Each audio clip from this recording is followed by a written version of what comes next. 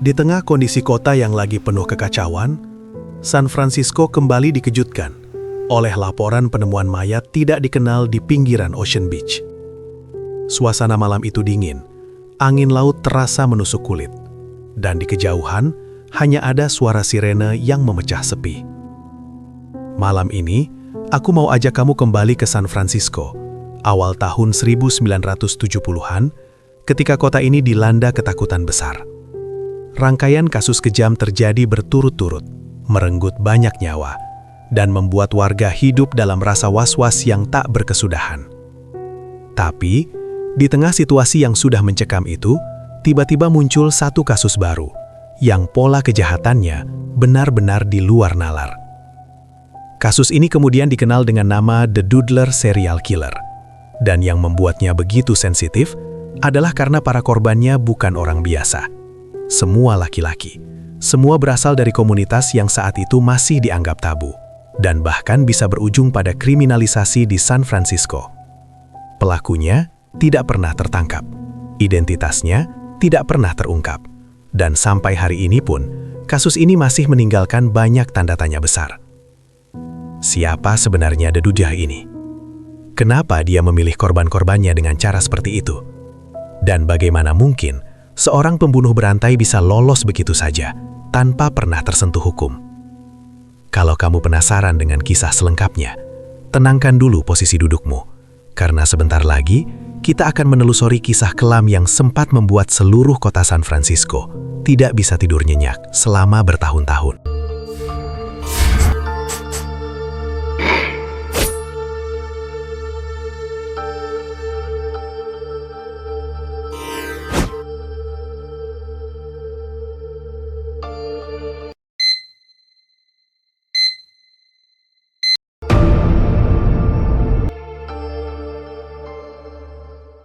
Kasus ini dikenal dengan nama The Doodler, seorang pembunuh berantai yang hingga kini identitasnya masih menjadi misteri besar di Amerika.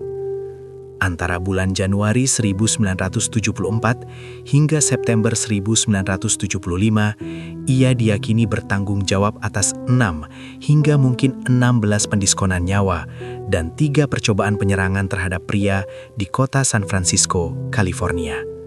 Semua korbannya memiliki kesamaan. Mereka adalah pria dewasa dan semuanya berasal dari lingkungan sosial yang sama, yaitu komunitas pecinta lobang matahari yang saat itu hidup di bawah bayang-bayang diskriminasi. Julukan The Doodler bukan diberikan tanpa alasan. Pelaku dikenal punya kebiasaan aneh. Sebelum menyerang, ia akan menggambar wajah korbannya terlebih dahulu. Sketsa itu jadi semacam tanda pengenal atau mungkin kenang-kenangan sebelum korban pindah alam. Pelaku biasa mencari targetnya di bar, klub malam, atau restoran yang dikenal sebagai tempat berkumpul komunitas pelangi alangkah indahnya di San Francisco. Ia datang dengan sikap ramah, sering membawa buku sketsa dan pensil, bicara santai, menggambar, lalu mengajak korban pergi ke tempat yang lebih sepi, dan di sanalah semuanya terjadi. Berdasarkan keterangan para saksi yang selamat, tersangka digambarkan sebagai seorang pria kulit hitam, berusia antara 19 hingga 25 tahun, berperawakan ramping dan tinggi sekitar 6 kaki, sekitar 180 cm. Ia tampak sopan dan tenang, tapi di balik sikapnya itu tersimpan sesuatu yang gelap. Polisi menemukan pola mencolok di setiap TKP. Banyak korban ditusuk di bagian depan dan belakang tubuh, seolah pelaku melakukan serangan berulang dengan kemarahan yang tidak terkendali. Semua korban, tanpa terkecuali, adalah pria kulit putih. Teori kepolisian menyebut semua korban kemungkinan besar meninggoy tidak lama setelah bertemu dengan si pelaku di area sekitar lokasi tempat tubuh mereka ditemukan. Ocean Beach, Golden Gate Park, hingga Lincoln Park Golf Course, semuanya menjadi saksi bisu dari perjalanan kelam seorang pembunuh yang hingga kini belum pernah tertangkap. The Doodler bukan sekedar pembunuh. Ia seperti bayangan yang berjalan di antara manusia, ramah di luar, tapi mematikan di balik senyumannya. Dan yang paling mengerikan, setelah puluhan tahun berlalu, polisi belum pernah berhasil mengungkap siapa dia sebenarnya. Sampai sekarang, kasus The Doodler masih dianggap sebagai cold case, salah satu misteri pembunuhan paling menakutkan yang pernah mengguncang kota San Francisco.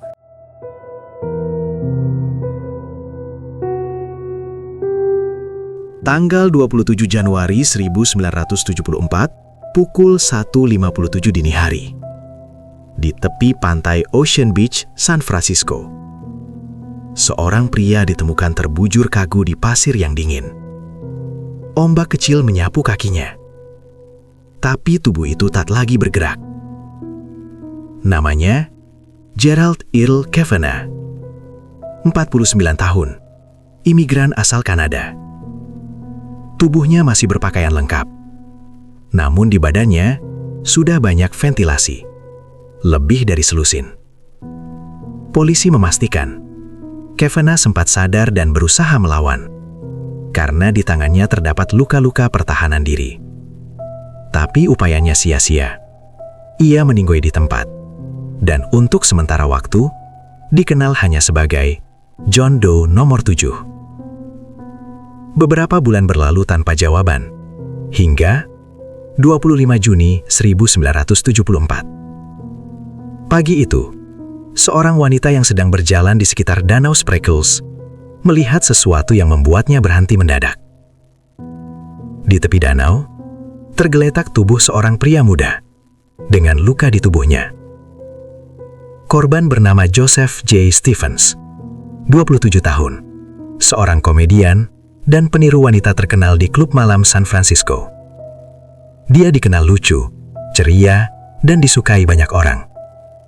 Namun malam sebelumnya, ia terlihat meninggalkan klub bersama seseorang yang belum pernah dikenal siapapun. Petugas menduga Stephens masih hidup ketika tiba di tepi danau itu bersama pelaku. Dan di sanalah nyawanya di-COD-kan pelaku.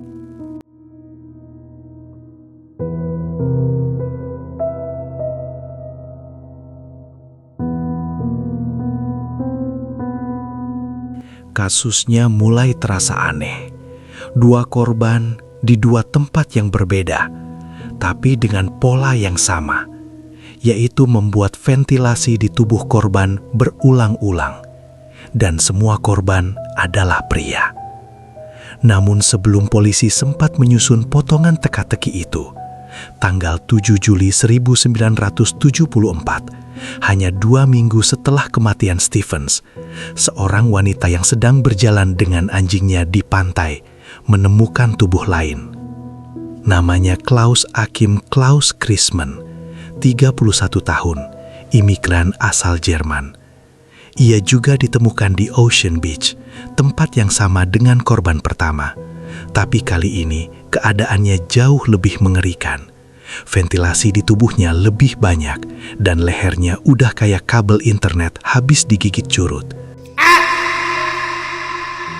Tubuhnya berpakaian lengkap dan anehnya ditemukan sebuah tabung rias di saku bajunya.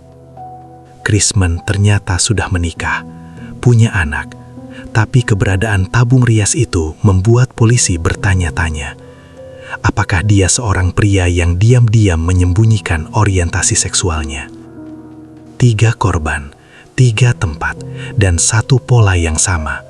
Dari sini, polisi mulai yakin mereka sedang berhadapan dengan seorang pembunuh berantai.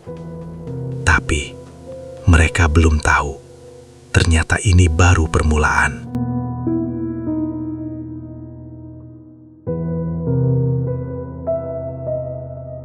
Tahun 1975, kota San Francisco kembali diguncang.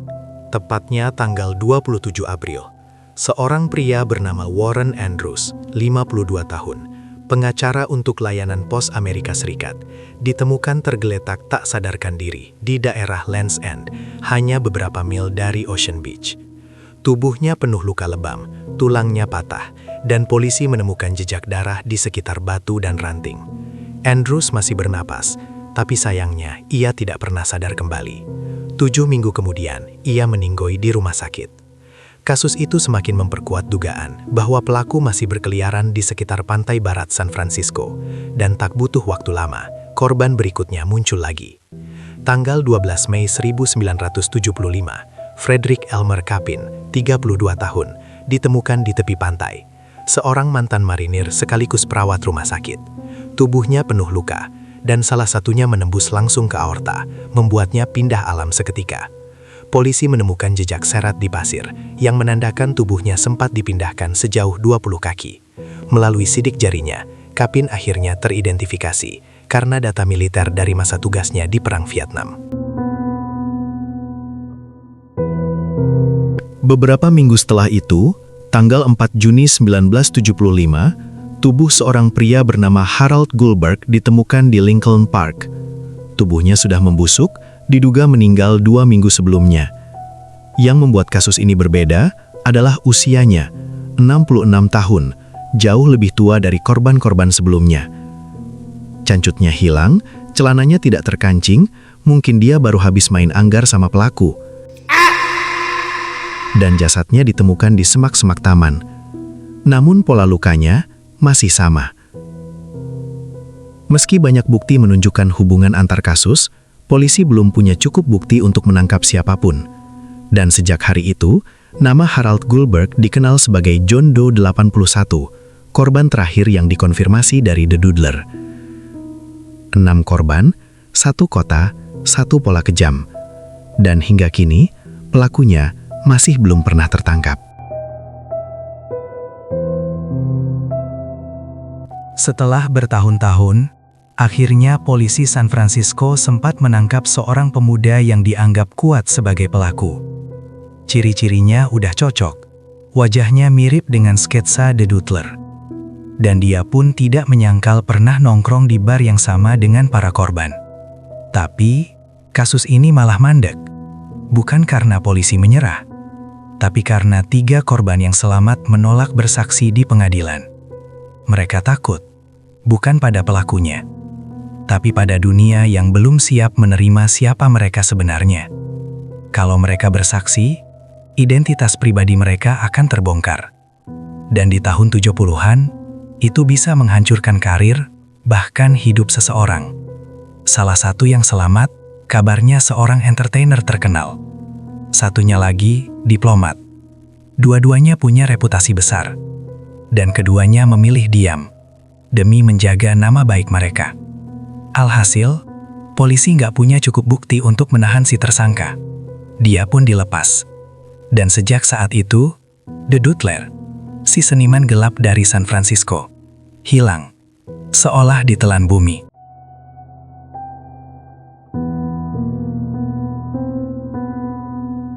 Bertahun-tahun berlalu, kasusnya belum terpecahkan. Tapi polisi San Francisco gak pernah berhenti. Tahun 2019, mereka buka lagi berkas lamanya. Bukti DNA diperiksa ulang, sketsa wajah The Doodler direvisi, menampilkan seperti apa kira-kira wajahnya setelah 4 dekade berlalu. Hadiah $100.000 diumumkan bagi siapapun yang bisa memberi petunjuk baru. Dan kabarnya, sekarang mereka bahkan mempertimbangkan tes genealogi forensik, teknologi yang dulu berhasil mengungkap kasus Golden State Killer. Tapi sampai hari ini, belum ada satupun nama resmi yang diumumkan. Belum ada satupun yang benar-benar terbukti bersalah. Kasus The Doodler masih terbuka dan menjadi salah satu misteri paling gelap dan aneh dalam sejarah kriminal Amerika.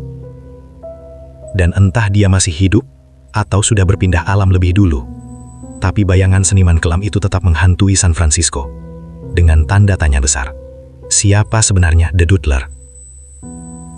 Kadang, kejahatan gak berhenti karena keadilan, tapi karena ketakutan.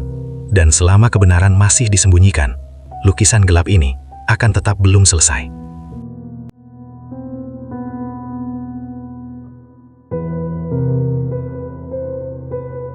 Kalau dipikir-pikir, kasus The Doodler ini bukan cuma soal siapa pelakunya, tapi juga soal sisi gelap dari rasa takut dan rahasia manusia. Di satu sisi, kita bisa simpati sama korban-korban yang gak berani bersuara. Tapi di sisi lain, karena keheningan mereka, seorang pembunuh berantai malah bisa terus berkeliaran bebas. Mungkin bagi sebagian orang, The Doodler itu cuma cerita lama. Tapi bagi keluarga korban, ini luka yang gak pernah benar-benar sembuh. Dan yang lebih aneh lagi, sampai sekarang, belum ada satupun coretan baru yang bisa menjelaskan siapa sebenarnya dia. Misterinya tetap jadi bagian kelam dari sejarah San Francisco. Menurutmu gimana? Apakah The Doodler ini masih hidup di luar sana? atau udah lama berpindah alam tanpa meninggalkan jejak? Aku yakin banyak yang pro dan kontra soal kasus ini. Ada yang bilang dia cuma simbol, ada juga yang percaya dia memang nyata. Seniman yang menggambar wajah sebelum mengambil nyawa. Tulis pendapatmu di kolom komentar ya, karena siapa tahu sudut pandangmu bisa jadi potongan puzzle yang belum terungkap. Dan jangan lupa, kalau kamu suka cerita-cerita misteri nyata kayak gini, klik tombol subscribe, kasih like, dan share ke teman-temanmu yang juga suka dunia kriminal nyata. Sampai jumpa di kisah selanjutnya. Tetap waspada, dan jangan gampang percaya kalau ada orang asing yang tiba-tiba minta gambar wajahmu. Kita nggak pernah tahu, mungkin dia cuma seniman, atau mungkin dia The Doodler berikutnya.